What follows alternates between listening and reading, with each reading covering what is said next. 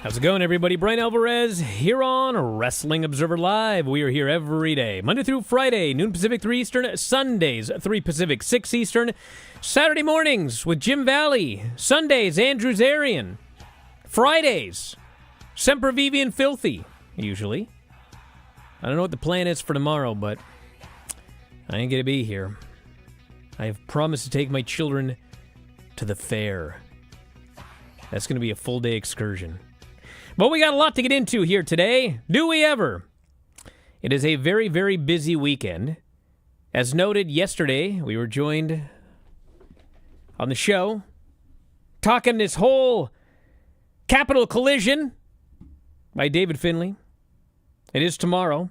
Mercedes Moné in the main event against Momo Watanabe. I wonder why we didn't get Mercedes on the show yesterday. But we will have a special guest coming up at some point that I'm working on, that I guarantee everybody will be so excited when this person is on. But I'm not going to set a date because I don't know when it will be. But we'll talk about Capital Collision. That was a clue, by the way. And also, this weekend, we have two WWE pay-per-views. Bash in Berlin is Saturday, and No Mercy is Sunday. And the Bash in Berlin show, I think they got 6 matches this time, and No Mercy as well. So if you're a fan of WWE action, man, have I got a weekend for you, as well as New Japan. And, of course, we've got Collision and Rampage. Last night was Dynamite.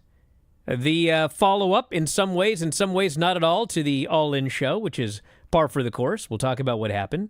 And plenty of news as well, including, yes, that Vince McMahon Netflix documentary will begin streaming in less than 1 month.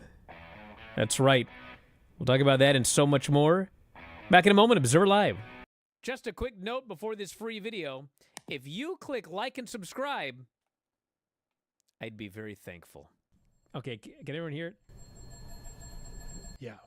There's a mystery bell at Granny's house. She can't hear it. Take off your headphones for a second.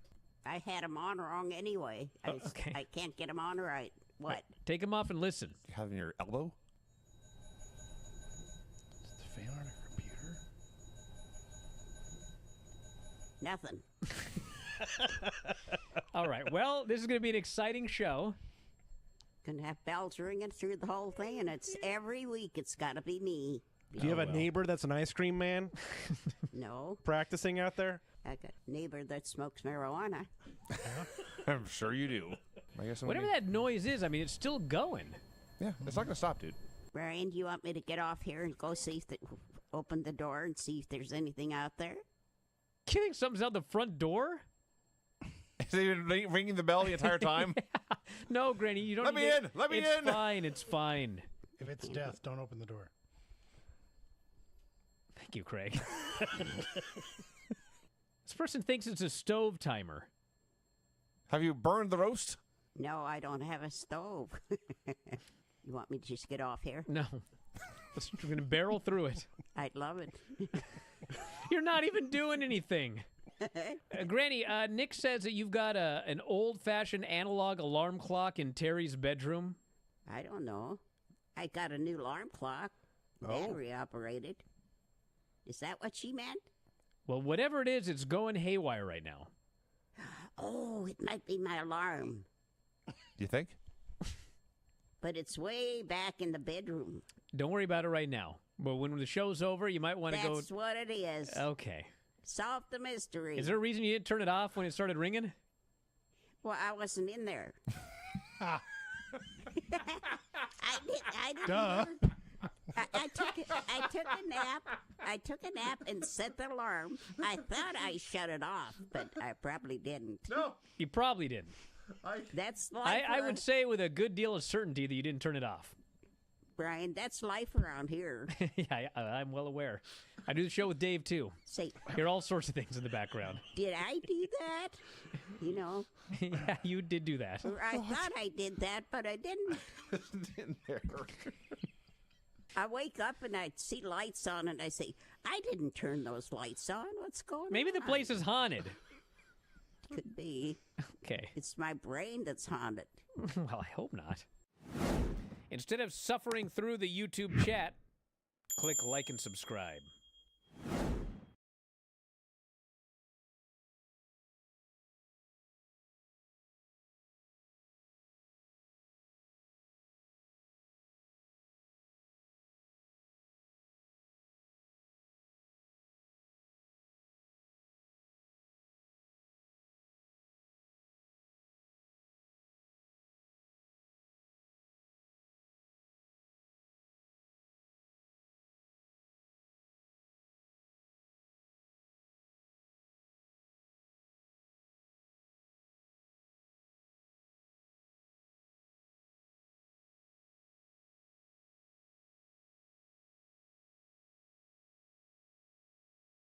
Back in the show, Bryan Alvarez here, Wrestling Observer Live.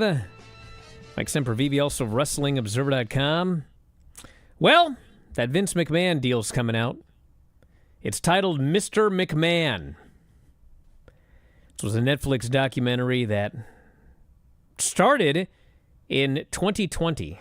That's when development began, taking almost 5 years. And they worked on it. And Vince was initially, I mean, he was part of it. And you know how that Vince operates. He'll say, "I want it to be fair. I want it to be the good and the bad." Kind of like how, back in the day, he would tell people like, "I want you to fight me on things." But then, of course, when you did, he would be really angry about it. He would say one thing, but then. Is that surprising? But anyway, then everything went down, and now he's gone. And so everything got put on hold because I had to figure out what to do. So now we're going to get it.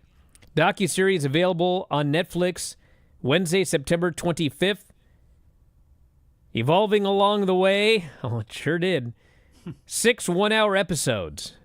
Produced by Bill Simmons and Tiger King executive producer Chris Smith. Poster for the series describes McMahon as both a mastermind and a madman. It says, Mr. McMahon chronicles the rise and fall of Vince McMahon, controversial businessman and co-founder of WWE, from his transformation of the WWE from a small regional business into a global entertainment powerhouse, to the explosive sexual misconduct allegations that led to his eventual resignation. His resignation. 6-episode series offers a deep dive into McMahon's life and his enduring franchise. 200 hours of interviews with McMahon himself prior to his resignation, family members, business associates, some of the most iconic names in wrestling history, journalists, etc. So, we'll see. We'll see about this documentary. I mean, it could be great. It could be terrible. Could be in the middle. I know that's, real shocking. But I mean, and honestly, it could be. This could be one of the best documentaries ever, since half of it was done after he was ousted. It had absolutely no control over it whatsoever. It could be terrible. It could be just a bunch of BS and etc. It could be somewhere in the middle. If I had to make my guess, I'd say probably somewhere in the middle, but we shall see. What day does this debut on? September something or other. Is that a Wrestling 25th. Is that a Wrestling Observer Radio Well, day? brother, it's going to be 6 weeks, so it's going to be... I may retire before then. But yeah, that's it. You know what else coming up in September? The CMLL 91st anniversary show with the debut of Orange Cassidy. He's been added to the event. Orange Cassidy gets to work Arena Mexico. Seems like it's a very good fit. Yes. Him and Rocky and Satoshi Kojima versus Volador Jr., Atlantis Jr., and Ultimo Guerrero. So, yeah. Chris Jericho will make his return. He'll take on Mystico on that show. And, not the first time we have seen AEW stars in Arena Mexico. Now it's the place to be. Everybody wants to go. So, Orange Cassidy, next on the list. Did you ever want to wrestle in Mexico? I don't even want to travel to Mexico. I had Mexico come to me. I once wrestled Los Villanos. That's true. Yeah, for the UWA tag team titles. Couldn't put it on my resume. Didn't win. Who were your partners in that one? It was only one of the Villanos was deceased, Mike, so it was a tag match. Yeah. Can't remember who my partner was, actually, now that I think about it. I didn't care about him. I cared about the Villanos. Might have been Matt Farmer, for all I know. I don't think it was, though. God, who was my partner in that match? How do you say potato in Spanish? Potato. When he was planning to come out of retirement for one final match, Mick Foley considered MJF being his opponent. He was considering having one last match for his 60th birthday in 2025, but he suffered a concussion while only doing light training. Decided that ain't happening. He stated that if he had gone through with the idea, he probably would have chosen MJF. When I was thinking of having that last match, I'll tell you what, when I announced the intention, there was no shortage of people from every promotion reaching out to me. And one guy I probably would have gone with because he'd clearly done some thinking about it and lined out 6 great weeks of TV was MJF. That sounds like MJF. We didn't take a photo together because we didn't want to, ruin a secret meeting. But I heard that he had to say I really liked it. I heard what he had to say. I had no doubt we would have pulled it off perfectly. He's so good and in his prime. I hope he's not in his prime. He's only like 26. He could have worked around my weaknesses, played to my strengths. I think we could have done something pretty cool. MJF, final answer. But, not looking good. So 6 weeks of TV for AEW, or could this have been for anybody? Could they have had their own Netflix series, Mick Foley's last match with MJF? Yeah. I don't know. Don't think he's having that match. I don't know how the match would have been, but the microphone battle would have been pretty darn good, that's for sure. Yeah. All right. AEW has announced a date for the taping of Battle of the Belts. 12. Hopefully we'll have some title matches on this one. When is this? Taped alongside Collision October 17th, Stockton, California. They have a promotional poster with names on it, but it's kind of like it's for Collision and Battle of the Belts, so it doesn't really tell you anything, but... Are there any at least champions listed? I gotta say, the last Battle of the Belts, we did have a tag team title change. That 6-man tag team title change. With Dustin and the Von Erichs beating the Undisputed Kingdom. And then we also had 3 non-title matches in Battle of the Belts for that show. So... I hope that part of my request for this next WBD deal is no more Battle of the Belts. Yeah, well, I think you're going to have more Battle of the Belts, to be honest. Super. So, Why? this person here says, why is the Vienno's match not on Cage Match? Let me tell you something, everybody. Does anybody know when Cage Match actually, started? How old is it? How old is Cage Match? Mid-aughts? Like the 2000s, somewhere in the 2000s? I would assume so. Okay. Well, I started wrestling. If you don't count the YWF, which now I do, after I saw some people have counted some of their career. But if you don't count it, which some people would not, then I debuted in 98. Do you know how many matches of mine are not on Cage Match? I mean, literally probably over 100. So, no, it's not on Cage Match. Is it many, in the Lucha many, database? many other matches. I doubt it. I gotta look on the wrestler pages. How many matches does it have for me on Cage Match? I don't know. It's one of the irritating things about Cage Match. How many of those matches did you win? Well, it depends on who was wrestling. Tim Flowers, 0. Buddy, Mini. Let's see what it says. I'm sure Orange Cassidy's there. Maybe not.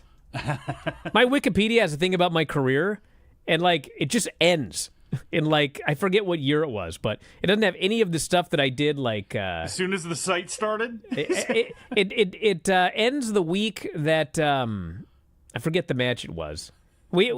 Actually, you want to know? I think there was a match WrestleMania weekend that didn't happen. It ends with a bunch of matches that didn't happen, actually. And, there's a lot of matches I almost had, but I didn't. I almost had Bryan Danielson. I almost had Marty Jannetty. I almost had Ethan Page. Ethan Page. I remember that. Yeah, but I didn't end up with him. Whatever. I actually should be happy you didn't end up with Marty Jannetty. That could have been something. Oh, that would have been something, all right. And looking at the I'd Lucha have done it. database, Bryan Danielson on there, beautiful Bryan Alvarez is not. Well, it wouldn't be beautiful Bryan Alvarez. What was your Lucha name? Oh, my Lucha name? I was just me. Try Chico Alvarez. Let's see how many matches it says. I'll let you know after the break. 75. Back in a moment, Observer Live.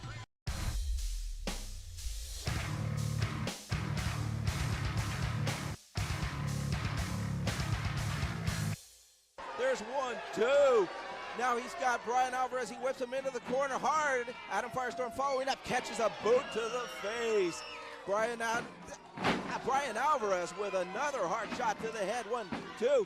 This is the most aggressive I've seen Bryan Alvarez today here in Portland Wrestling. Now he's got his knee across the throat. He's choking him, LC. Well, it's like this week Alvarez has something to prove, brother. Something to prove to his sweet little lady over there. Of course, Adam Firestorm with a big win over Black Dragon last week. Looking for another one here. There's a sunset flip. Is he going to go down? Yes, he is. Over he goes. 1, 2, 3. It is all over. Adam Firestorm with the victory over beautiful Bryan Alvarez here in Portland Wrestling. Now out Bryan Alvarez firing away with a boot. Action continues after the bell. Goes for the back body drop. No! Face first plant by Adam Firestorm. Your winner once, looks like he'll be your winner twice. Action continues. There's a whip into the far corner. Adam Firestorm follows with a spinning kick. LC, I think Bryan Alvarez has bit off more than he could chew tonight. Miss Rentone really disgusted over in the corner. Adam Firestorm not done. There's a lion sold on top. He hooks him again. 1, 2. 2.5. I thought we had a 3 count earlier in this match, LC. I was wrong. I can't believe it. I thought Youth Gone Wild was just adding a little salt to the wound. I thought Alvarez was Alvarez and a 2-time loser, brother. Well, Mark Watson's hand must have stopped just short of the 3 count. And these eyes of mine need glasses, because I thought I saw a 3 count. Bryan Alvarez going up top. Oh, well, forget about your cataracts, brother. Up and over he goes. Nobody home. Adam Firestorm back in control, playing a bit of possum. He's climbing up top. Miss Rentone really upset. There he goes. Swamp Oh, and that one hit. There's a hook the leg. 1, 2, 3. Now it's all over. A 2-time loser. And does the LC have to look after Miss Rentone tonight, baby? There's Adam Firestorm, your winner in this match.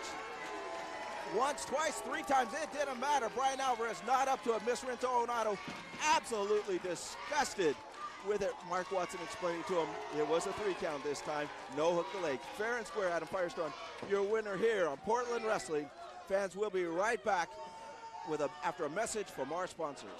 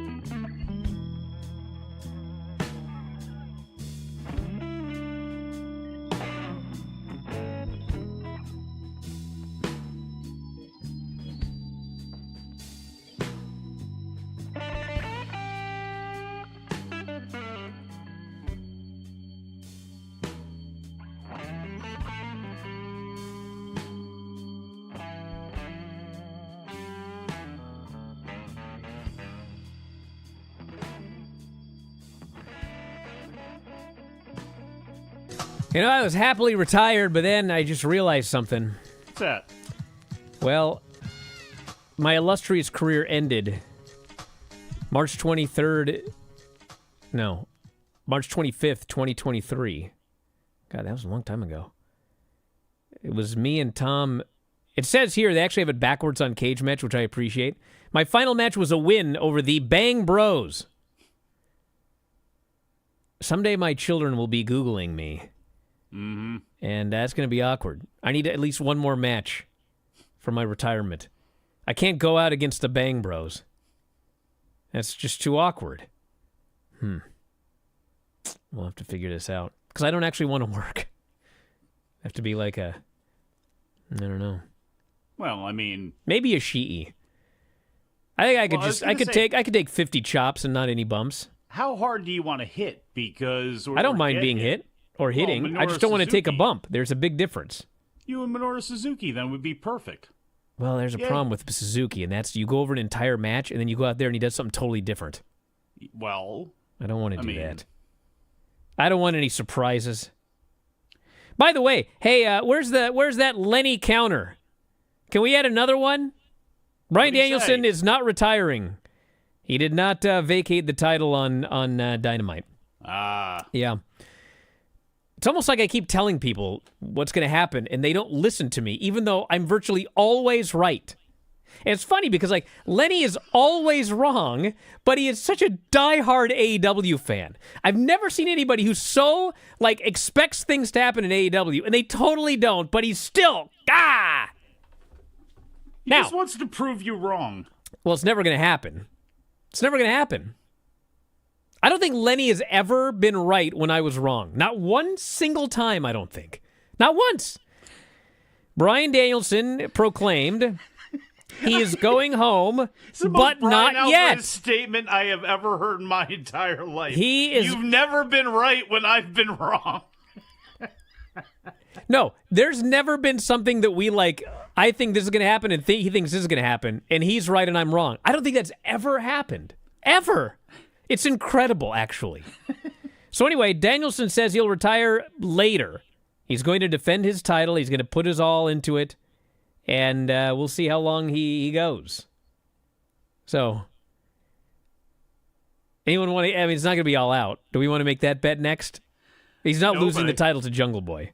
I guess it's a little thing you have in your pocket every time he defends the title now, as we may be seeing the last of Bryan Danielson's full-time in-ring career. So I guess that's what you can continue to do here. I wonder if I'm one of Bryan Danielson's dream opponents. We're both from Seattle. We came up at roughly the same time. I was the veteran, of course. We both were at King of Indies 2001, where we made our name.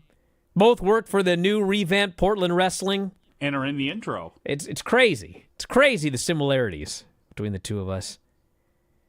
Why don't you ask Bryan Danielson then? He may tie you into knots a little bit, though. He may have to work a little bit. Stop. That may be an issue. Give me a break. Well, he was my corner man. He was my corner man when I faced Peach Machine in a grappling match in 2008. That's true. true. Peach was cornered by Roderick Strong. Yeah, that is true. Yeah, you had to stick Ed in the same room as Bryan, and maybe that's probably why he didn't come around anymore. I think after that, I actually taught him the standing Native American deathlock. Really? Actually, I may have. I remember. There's actually a picture of me showing him something. I don't remember what it is. He probably doesn't remember. He probably thinks he taught that move to me. Well, he had to go Ridiculous. to WWE and unlearn it and then learn it right from Jerry Briscoe. That's right. Maybe I need to teach him again. Raw on Monday, 1.796 million viewers, and a .56, number one in all of television. Oh, look, the kids don't know Peach Machine in the Twitch chat. 40% higher than the top-rated show on network TV, almost triple the highest-rated show on cable. But they're not hot. But they doubled everything on primetime and tripled everything on cable. So I think that's actually pretty good, is my interpretation. Then we had NXT, which did 615,000 and a .17, probably because the show sucked. I didn't like that show at all. I did like the main event segment. I did think the main event segment with Joe Hendry and Ethan Page. I mean, Ethan Page's gimmick as champion is every feud is the same. The challenger just repeatedly pins him. It happened again here. And he'll face Joe Hendry on Sunday with Trick Williams as the special guest referee. And then hopefully the shows will start getting better. Because they haven't been good. People weren't sticking around there for that ending, were they? Didn't really grab them early, it didn't seem like. I think it was just because the show felt so dead. Like the awkward crowd was, show. they taped two shows. So this was the second, this was third and fourth hour. And you could tell they were tired because they cared about nobody except Hendry and you know who then got beaten by Gallus like a mid-card geek. Raw is going to be held in Saudi Arabia. You going? No. Are you Smart kidding man. me? Not a chance. Are you joking? Not a chance. That's going to be taped on Sunday, November 3rd, airing on Monday, November 4th. Well, One to miss. Maybe not. We'll I mean, the show, I'm sure, is going to be good. Gonna have a hot crowd, I can tell you that much. Then we've got a new commentary team for Raw starting on Monday. Your main man, Joe Tessitore. feel good about him. You have no idea who he is, do you? Nah, he's a guy. Just a guy. I've heard of him. He's been on ESPN, ABC. A lot of fire. Boxing and college football. Yeah. But what you know what's funny is like Vince is gone and sometimes they still do the same thing. Maybe this guy's going to be good. Okay? Maybe he'll be good. Hold on, Mike. We don't know that, okay? We don't know that. They've called 50 guys that have worked elsewhere and they happen to be wrestling fans, or some of them they're not even wrestling fans. And they put them in there. And I mean, who was Vince would scream in their ear for an hour on who was the guy that had done MMA? What was his name? Jimmy Smith. Jimmy Smith. Like, Dave liked Jimmy Smith. And listen, I want to make it clear I got no problem with Jimmy Smith. But, brother, he wasn't good. Like, he was fine. He was carried by Corey Graves or whoever. They always bring these guys in. They're always fine. I've never... You know how long I've been doing this? We've been talking about a lot. Been talking about a lot of me on this show. I started in 1995. Okay? Yeah. All right? I've met a lot of fans. You know how many fans I met in the UK? A lot of them. I've interviewed a lot of people. I've talked to a lot of people. And in 30 years next year, talking to thousands of people, fans, wrestlers, the whole 9 yards, I've never heard a single person say, I got into wrestling because of Jimmy Smith or Pat McAfee or any of these other people that have come and gone. I don't know why they do it. Do what? Just hire Joe Tessitores. Hire a guy who's worked in the business and done the job and is good at it. Right? Look, they're not going to hire Dave Prazak. Well, they should. They should. They're not. Okay? They're not. And I get it. Adnan Virk was an interesting name when he came.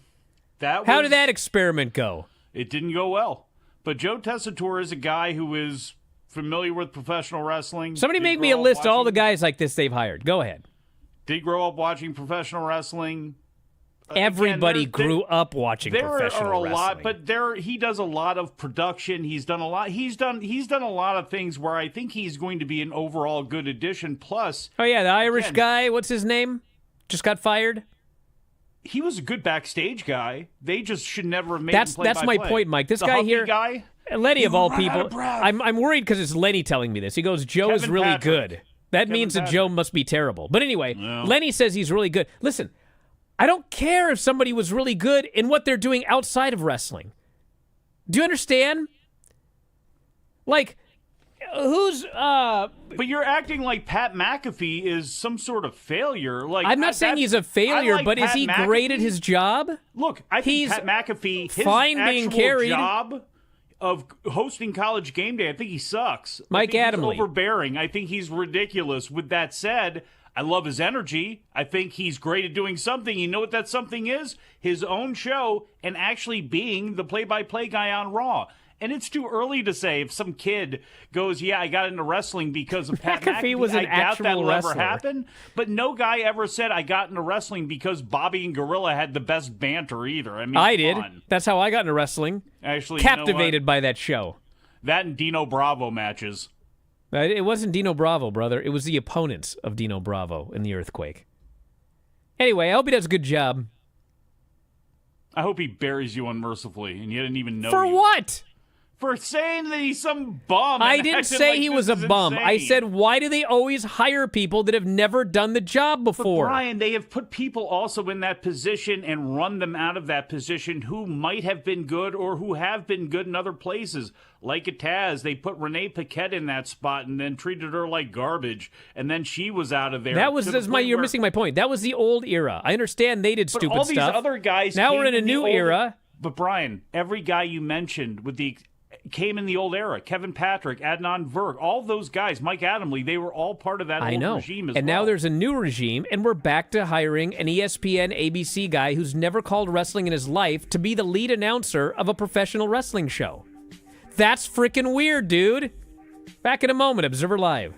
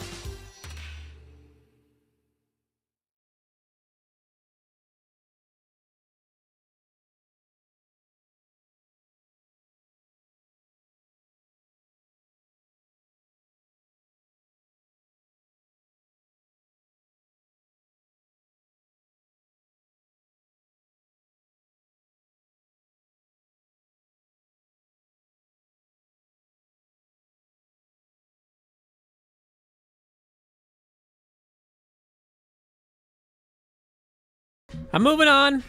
Why don't you take the job? I've never done the job. That's my point.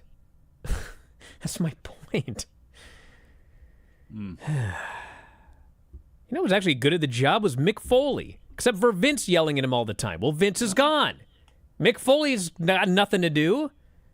Bring him in. Have him do commentary. Hey, man, Gorilla Monsoon and Bobby Heenan, what do they both have in common? They were wrestlers with the company. Jesse Ventura. I mean, Bobby throughout Heenan the years, was a wrestler with WWE. tons of them. He had some matches. Sort of, yeah. Like this guy going, McAfee was a wrestler because he trained in Rip Rogers' barn. No, he was not a wrestler. He was a commentator, and then they did an angle with him, then they made him a wrestler. I said I was stopping. John Moxley has returned. I'd like to see you wrestle McAfee in Rip Rogers' barn. I'd pay for that. We get Dr. Tom Pritchard to be the special guest referee. I'll do commentary on that one. All for it. Let's do it. Jon Moxley is back, and I don't know what's going on. This is not your company anymore, he said. He is aligned with Marina Shafir. Yeah, what's that about? And he wants Darby Allin. He's been mentoring her for like 2 years. So, legitimately. So they've got something going on. It's probably, I don't know if she will be part of the Blackpool Combat Club or the BCC, because he didn't do anything with the BCC on this show, so I don't know what's happening. Maybe he and Daniel Bryan Bryan Danielson wore black shirts in support of each other there. I wonder where this is going to go with Moxley, and if he really, because they made it sound like he's got words with Darby Allin and almost made it feel like at first, man, maybe he's got some beef with him, but I have a feeling maybe they all just joined together here because he seemed to be talking. Was he talking to Tony Khan's avatar, Tony Schiavone, when he said that this is not your company anymore? Or was he talking to somebody else? Be interesting to see how all that goes. We had Ishii and Hangman Page, which was frickin' awesome. This match was so awesome. And Ishii took, I swear to God, everybody, to the Lord above, Ishii took the greatest DDT in the history of wrestling. In the history of wrestling. I'm going to tell you, for those who didn't see the match, I'm going to tell you what happened. You're going to listen to it. You're not going to believe me. And then you're going to go watch it, and you're going to say, holy heck, that is in fact exactly what happened. They were on the apron. Hangman grabbed Ishii. He gave him a DDT. Ishii landed in a headstand. He was on his head, upside down on the apron, and his body was sticking straight up in the air, a legitimate headstand, not using his hands, just on only his head. He then remained balanced upside down on his head for 6 full seconds before he collapsed. I watched this over and over and over and over again. It was like, I've never seen anything like it. It was like I watched someone get killed, and it was so funny. And I was laughing. And I watched it again and again and again. I felt like I was on the highway to hell. But he didn't die, so it turns out he was all right. But it was the funniest, most preposterous, ridiculous bump you've ever seen in your life. I don't know how he did it. He ain't got no neck, that's how. I don't know how he did it. But he did it. Hangman, of course, won. And then Swerve came out. They went back and forth. They were having a cage match at All Out. I will say that having 2 weeks between All In and All Out is better than having 1 week. But this does... Listen, I like tradition too, okay? But it's one or the other. I think that they need to get rid of All Out. Well, next year... No. Next year you don't have to worry about it because they're going to be doing the Forbidden Door build around that time. And then All In is going to be in Texas. And it's not going to be... What's the date on that one? I believe it's going to be moved away where you don't have to worry about it as much. And we had MJF coming out for a promo, his neck all taped up. It was actually a great promo. And then he gets attacked by Daniel Garcia. At which point, Daniel Garcia is another one. He cut the best promo I've ever seen him cut in AEW by leaps and bounds. Leaps and bounds. They will be having a match also at All Out, where Garcia wants to give him that tombstone off the middle rope. But not the diamond ring because he pawned it for plane tickets. Well, that's the story he told, but I think his character was making it up just to but I don't know, maybe that is the actual story. But legitimately, the Dynamite diamond ring vanished in the UK. And I guess it's possible that he lost it, but I think it was stolen. Mm-hmm. How do you figure that as opposed to possibly him losing it? Do you know anything about London? No. Don't wear Tell me. anything nice anywhere in London unless Really? you want it stolen. You're going to get snatched right off your neck? Pickpocket, stolen off the wrist, rip his finger off? stolen off the ring, or stolen off the finger. Yeah. Ask any of the Londoners here. They'll tell you. We had Learning Tree and Roderick Strong versus Conglomeration and Hook. As a match, loved it. Thought the booking was so stupid. So I'm watching this match, and it's like, okay, well, we got All Out coming up. Let's do a finish to set up All Out. So it comes down to Roderick and Hook in the ring together. And I thought, okay, well, yeah, Roderick pins Hook, and then we got the the FTW title match. Well, they're doing the deal, and Hook puts him in the red rum, and Roderick Strong taps out. Now, granted, his foot was under the ropes, and it shouldn't have counted, but the fact is, it did count. He tapped out. He tapped out. I quit.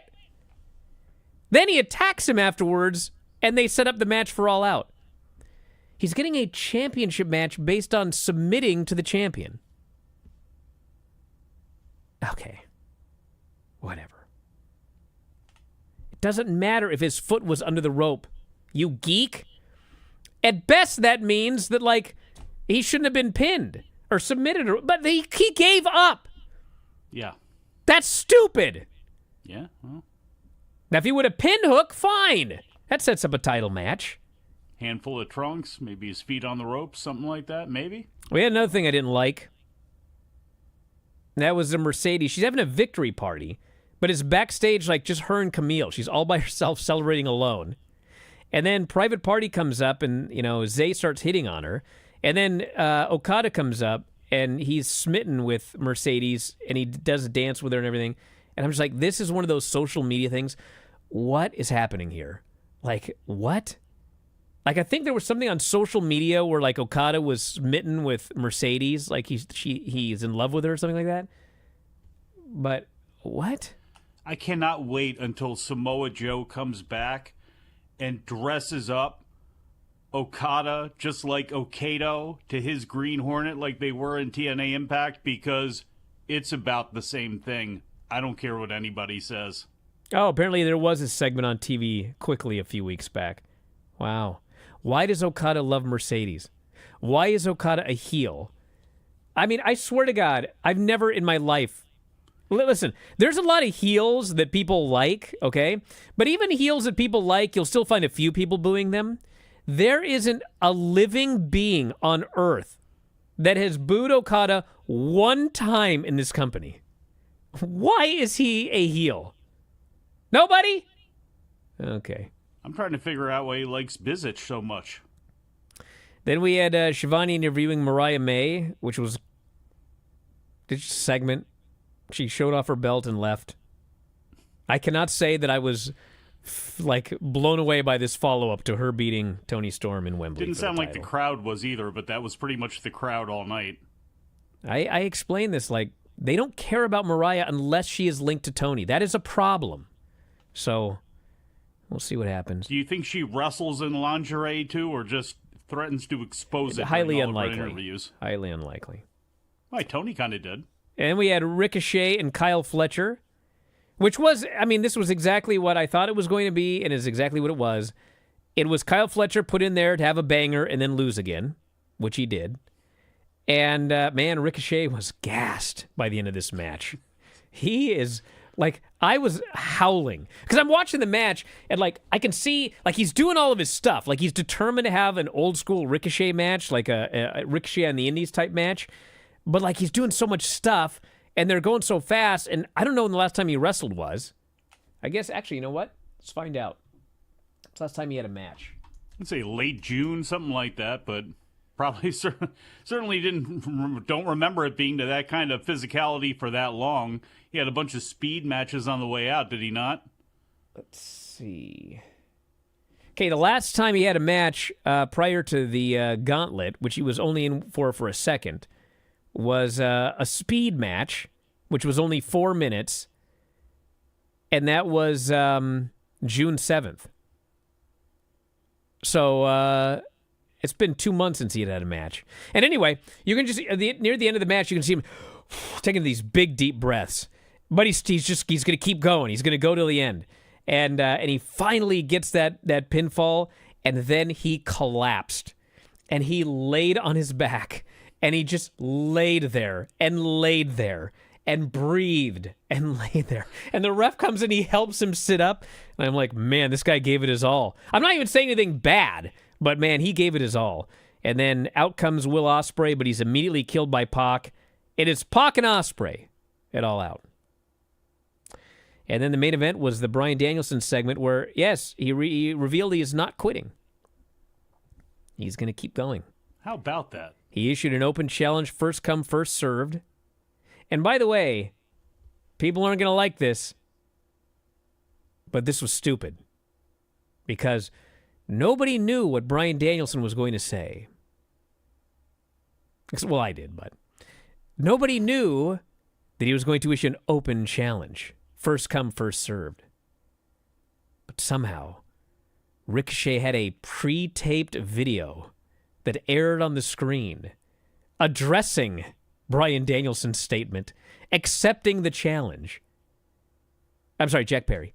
And then Jack Perry jumps him from behind because it was, in fact, taped earlier. So that actually made absolutely no sense whatsoever. No sense! But that is the match. It is Jungle Boy against Bryan Danielson for the title at All Out. It happens a lot there to some degree or another. How did Jungle Boy know that he was going to not retire? Maybe I told him. How did he know that he was going to issue an open challenge? How did he know exactly what he was going to say so that he could make that video in advance to air on the big screen? I don't know. What did you think about Jon Moxley unleashing Marina Shafir on the... We talked about that. The backstage guys, though. We talked about it. Well... I mean, the backstage actors very good, were let's be beyond... honest. It was because of the actors in the back. They were so horrible. I mean, my God. What movie did Jon Moxley watch?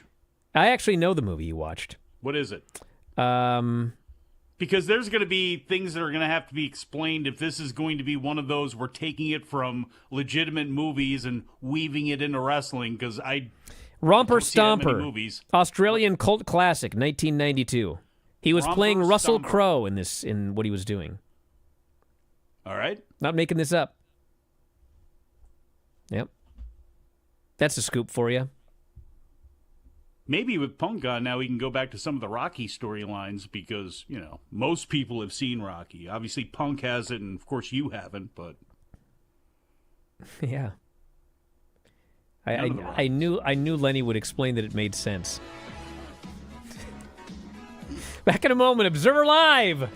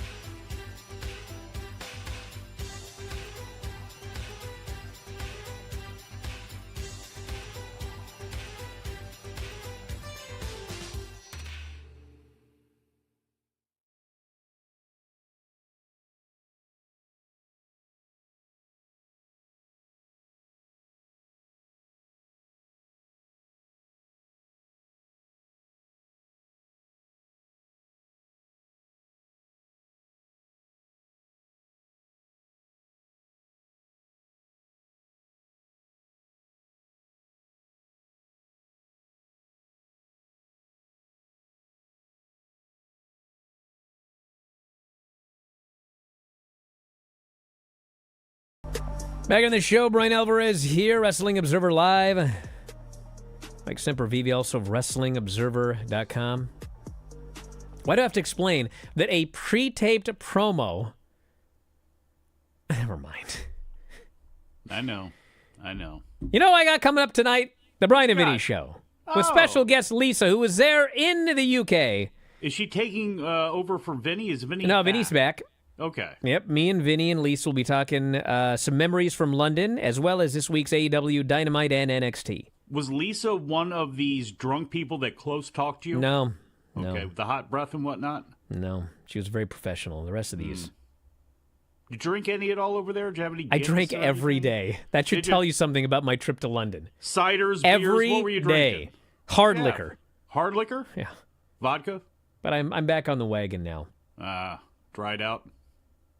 I'm just back on the wagon. It's about to Like end, an though. actual literal wagon? Because I'm going to the fair tomorrow. And I will get off the wagon when I go to the fair. Do you understand? You get in the pie eating competition? There's no Lance show today. He's at TNA. Also like a fair. I'd say like a carnival, but it's much better now. Anyway, we got to wrap it up. Got a lot to do here today, but I'll be back later on tonight with more. Mike will be up tomorrow, maybe with Filthy. We'll Probably find out. not, since he'll be in Washington, D.C., getting ready He for can his still do tag the match. show. He's got a phone. Make it work. No, well, no. All right. We'll talk to him. All right, we're out of here, everybody. We'll talk to you next time. Wrestling Observer Live.